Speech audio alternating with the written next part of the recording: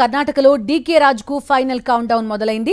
బెంగళూరులోని విధాన్ సౌధలో కాంగ్రెస్ శాసనసభాపక్షం భేటీ అయింది. డీకే శివకుమార్ను శాసనసభాపక్ష నేతగా ఎన్నుకోనున్నారు కాంగ్రెస్ ఎమ్మెల్యేలు. అనంతరం డీకే లోక్ భవన్కు వెళ్లి గవర్నర్ను కలిసి స్టేక్ క్లెయిమ్ చేయనున్నారు. ప్రభుత్వ ఏర్పాటుకు అనుమతి కోరనున్నారు. కాంగ్రెస్ జనరల్ సెక్రటరీ జయరాం రమేష్, రాష్ట్ర వ్యవహారాల ఇన్ఛార్జ్ రణ్దీప్ సుర్జేవాలా సీఎల్పీ సమావేశానికి అధిష్టానం పరిశీలకులుగా హాజరయ్యారు.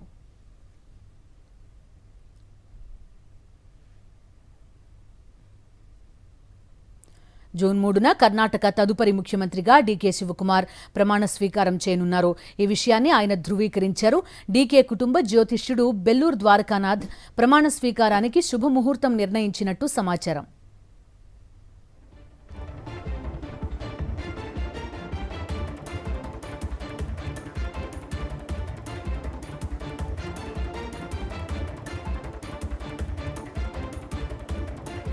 జూన్ 3న సీఎం డీకేతో పాటు 8 నుంచి 10 మంది మంత్రులు ప్రమాణ స్వీకారం చేస్తారని కాంగ్రెస్ వర్గాలు వెల్లడించాయి.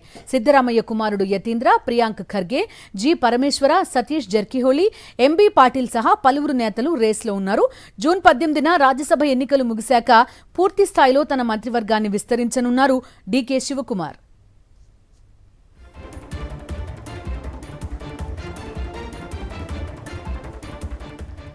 రైట్, పూర్తి డీటెయిల్స్ అందిస్తారు మా కరెస్పాండెంట్ వెంకటేష్ లైవ్లో జాయిన్ అవుతున్నారు. వెంకటేష్, చెప్పండి, డీకే శివకుమార్ ప్రమాణ స్వీకారం డేట్ కూడా వచ్చేసిన పరిస్థితి, కేబినెట్ కూర్పు ఎలా ఉంటుంది అనేది కూడా ఒక చర్చ ఇప్పటికే జరుగుతోంది. అధిష్టానం నుంచి ఎవరెవరు హాజరు కాబోతున్నారు, మీ దగ్గర అప్డేట్స్ ఏంటి?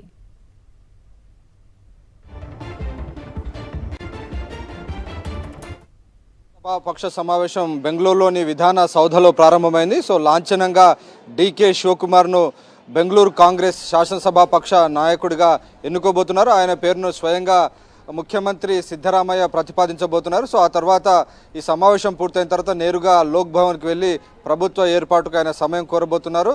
సో జూన్ 3వ తేదీన ముఖ్యమంత్రిగా ప్రమాణ స్వీకారం చేసేందుకు ఇప్పటికే ముహూర్తాన్ని కూడా నిర్ణయం చేసుకున్నారు. సో మొత్తానికి కర్ణాటకలో నాయకత్వ మార్పిడి ప్రక్రియ అనేది చాలా సజావుగా పూర్తవుతోంది. సిద్ధరామయ్య పూర్తిగా అధిష్టానం ఆదేశాలను తూచా తప్పకుండా పాటిస్తున్నటువంటి నేపథ్యంలో ఎలాంటి బ్రేక్స్ లేకుండా ఈజీగా సునాయాసంగా నాయకత్వ మార్పిడి ప్రక్రియ కొనసాగుతున్నటువంటి సందర్భం మనం చూస్తున్నాం. అయితే ఇదే సమయంలో అధిష్టానం వద్ద సిద్ధరామయ్య కొన్ని ముఖ్యమైనటువంటి డిమాండ్స్ ఉంచారు. ప్రభుత్వానికి పార్టీకి మధ్య ఒక కోఆర్డినేషన్ కమిటీ ఏర్పాటు చేయాలి, ఆ కోఆర్డినేషన్ కమిటీకి తాను చైర్మన్గా ఉంటానని అధిష్టానం పెద్దల వద్ద ప్రతిపాదించినట్టు తెలిసింది. సో దానిపైన హైకమాండ్ ఎలాంటి నిర్ణయం తీసుకుంటుందన్నది వేచి చూడాలి. వారితో పాటు దాదాపు 4-5 కీలకమైనటువంటి సామాజిక వర్గాలకు డిప్యూటీ సీఎం పదవులు ఇవ్వాలనేటువంటి ఒక ఆలోచన కూడా ఉంది. సో దానికి సంబంధించి కూడా హైకమాండ్ ఫైనలైజ్ చేయాలి.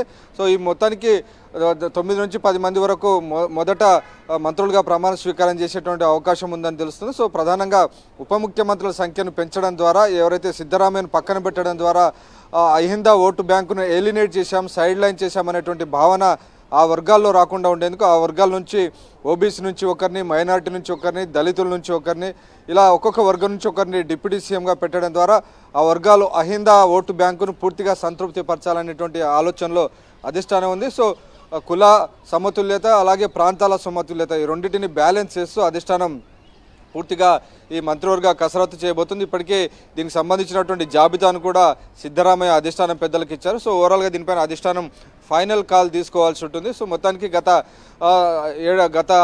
6 నెలలుగా దీనికి సంబంధించినటువంటి చర్చలు అలాగే కుర్చీల కుమ్ములాటలు జరుగుతున్నటువంటి సందర్భం వచ్చాం. మొత్తానికైతే ప్రక్రియ 6 నెలల తర్వాత ఈ కుర్చీల కుమ్ములాటలకు కాంగ్రెస్ అధిష్టానం తెరదించింది. కానీ వెంకటేష్, ఇప్పుడు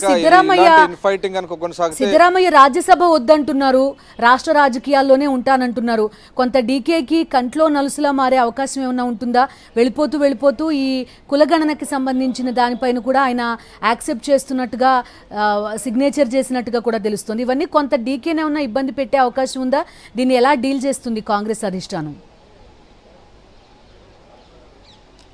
అంటే ప్రస్తుతం ఇద్దరు నాయకుల మధ్య కొనసాగుతున్నటువంటి సంఖ్యత కానీ ఆప్టిక్స్ కనుక చూస్తుంటే కంప్లీట్గా అధిష్టానం చెప్పిన విధంగానే సిద్ధరామయ్య నడుచుకుంటున్నారు. సో అదే తరహాలో అధిష్టానం నుంచి కూడా ఆయన రెసిప్రోసిటీ అదే తరహాలో సానుకూలతను ఆయన ఆశిస్తున్నారు. సో ఆ నేపథ్యంలో డెఫినెట్గా ఈ సిద్ధరామయ్య ఇచ్చినటువంటి జాబితాలో ఎవరైతే వ్యక్తులు ఉన్నారో సో వారందరికీ కూడా అకామిడేట్ చేయడం ద్వారా సిద్ధరామయ్యను కూడా సాటిస్ఫై చేస్తే డెఫినెట్గా ఆయన ప్రభుత్వానికి ఫర్దర్గా 2 years వరకు సజావుగా కొనసాగేందుకు ఖచ్చితంగా ఆయన సహకరించేటువంటి అవకాశం ఉంది. లేదు ఆయన వర్గాన్ని కనుక పక్కన పెడితే ఖచ్చితంగా ఆయన ఒక మరో పవర్ సెంటర్గా తయారై డీకే శివకుమార్కు చికాకులు సృష్టించేటువంటి అవకాశం ఉంది. సో ఎన్నిక ఆయన పదవికి దిగిపోయే కంటే ముందు కులగణనకు సంబంధించినటువంటి నివేదికను స్వయంగా ప్రభుత్వం యాక్సెప్ట్ చేసినటువంటి సందర్భం మనం చూస్తాం. కాబట్టి ఆ కులగణన డెఫినెట్గా దానికి సంబంధించినటువంటి ఆయా వర్గాలకు ఖచ్చితమైనటువంటి ప్రాతినిధ్యం రిప్రజెంటేషన్ కూడా ఇవ్వాలని పదే కోరుతున్నటువంటి నేపథ్యంలో ఈ అంశమే ప్రధానమైనటువంటి ఎజెండాగా ఉండబోతుంది. కాబట్టి సిద్ధరామయ్య రాజ్యసభకు వెళ్ళట్లేదు, కానీ కోఆర్డినేషన్ కమిటీ చైర్మన్గా ఉండి పార్టీ ప్రభుత్వానికి మధ్య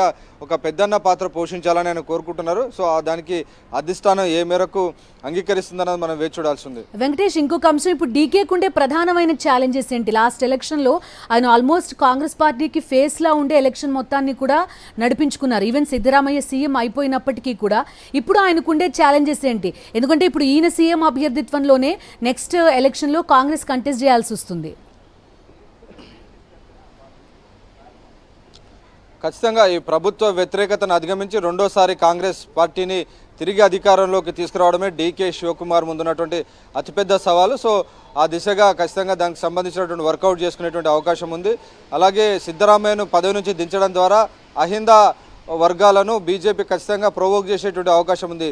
ఓబీసీ నేతను కాంగ్రెస్ పార్టీ పక్కన పెట్టింది, ఇది అంశాన్ని బీజేపీ ప్రచారం చేసే అవకాశం ఉంది. కాబట్టి ఆ వర్గాలను కాంగ్రెస్ నుంచి దూరం జరగకుండా చూసుకోవడం అనేది డీకే శివకుమార్ ముందున్నటువంటి అతిపెద్ద సవాల్గా ఉండేటువంటి అవకాశం ఉంది. ఎందుకంటే ఇప్పటివరకు ఒక వ్యూహకర్తగా, రిసోర్స్ మొబిలైజర్గా, స్ట్రాటజిస్ట్గా ఉన్నటువంటి డీకే శివకుమార్ ఒక లిమిటెడ్ ఏరియాకు మాత్రమే ఆయన కన్ఫైన్ అయి ఉన్నాడు, సౌత్ కర్ణాటక. సో అతను యొక్క పాపులారిటీని, ప్రజాదరణను, ప్రజా ఆమోదాన్ని పొందాలంటే దాన్ని మించి ఆయన నార్త్ కర్ణాటక వెళ్లాల్సి ఉంటుంది, ఇతర వర్గాలను ఆయన అందుకోవాల్సి ఉంటుంది. సో పాపులారిటీ సాధించాలి, ఖచ్చితంగా మాస్ బేస్ను ఆయన సంపాదించుకోవాల్సి ఉంటుంది. రాబోయేటువంటి 10-15 సంవత్సరాల పాటు కర్ణాటక కాంగ్రెస్కు నాయకత్వం వహించేటువంటి అవకాశం శివకుమార్కు ఉన్నటువంటి నేపథ్యంలో సో కేవలం ఒక స్ట్రాటజిస్ట్, రిసోర్స్ మొబిలైజర్గానే కాకుండా క్రౌడ్ పుల్లర్గా సిద్ధరామయ్య తరహాలో ఏదైతే పాపులారిటీ మాస్ లీడర్గా సంపాదించుకున్నారో అది కూడా డెఫినెట్గా డీకే శివకుమార్కు ఉన్నటువంటి అతిపెద్ద సవాల్. సో ఈ వీటన్నిటిని ఆధారంగా చేసుకుని వచ్చే 2028 కర్ణాటక అసెంబ్లీ ఎన్నికల్లో మళ్ళీ తిరిగి కాంగ్రెస్ అధికారంలోకి రాగలుగుతుందా లేదా అన్నది మనం చూడాల్సింది. సో ప్రభుత్వం యతీంద్ర కనుక తీసుకుంటే ఇప్పటిదాకా ఈవెన్ సిద్ధరామయ్య వర్సెస్ డీకే ఫైట్లో కూడా మధ్యలో యతీంద్ర కామెంట్స్ చేయడం, ఈయనే ఉంటారు, కంటిన్యూ అవుతారని కామెంట్స్ చేయడం కొంత డీకేకి కాస్త తలనొప్పి సృష్టించిన పరిస్థితి. ఇప్పుడు ఆయన క్యాబినెట్లోకి వచ్చే అవకాశం ఉందని కూడా చెప్తున్నారు.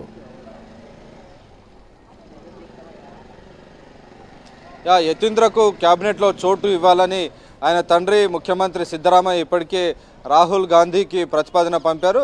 ఖచ్చితంగా ఆ ప్రతిపాదనను ఇటు అధిష్టానం కూడా అంగీకరించేటువంటి అవకాశం ఉంది. సో మొత్తానికి మనం చూసాం బీహార్లో ఏదైతే ఫార్ములా తీసుకొచ్చారో సో ఆయన రాజ్యసభకు పంపారు నితీష్ కుమార్, ఆయన తనయుడికి క్యాబినెట్లో చోటు ఇచ్చారు. సో అదే తరహాలో ఇక్కడ కూడా కర్ణాటకలో కూడా ఆయన తనయుడికి చోటు ఇవ్వడం ద్వారా సో ఎలాంటి అసంతృప్తి లేకుండా ఉండేందుకు కాంగ్రెస్ పార్టీ కూడా ప్రయత్నించేటువంటి అవకాశం ఉంది.